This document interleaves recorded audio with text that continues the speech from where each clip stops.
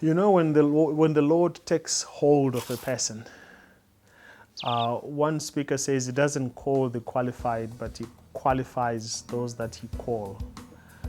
I have been so much humbled to realize that God has actually chosen us to do this ministry. It's not been easy, it's been tough, but when you see what the Lord has done, you cannot do anything but just give thanks and praise to the Lord and say, who am I that the King would come and appoint such a scum as I? I'm not a professional videographer, I'm not a sound engineer, I'm not an expert in anything in terms of production, but God has been teaching me every day, and the experience has been one of the most fulfilling.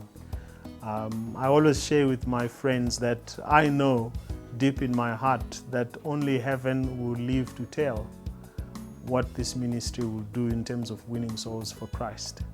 And with my family, with Vivian and the kids, we pray for this ministry because we believe God has given us something worth dying for. We could stop doing everything else, but not this. And we can only stop at the cost of our life because we know God has given us something precious. Like one of my favorite writers say, that's Wintley Phipps. He quotes and says, it is often in your private, personal sufferings that God's greatest gifts are given in compensation for the loss and the suffering that you went through.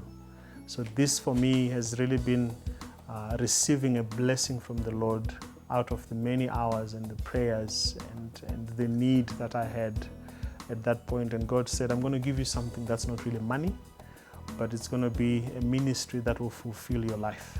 And He has provided the resources, and it's really been a humbling experience to see the family join in and we're running the ministry together.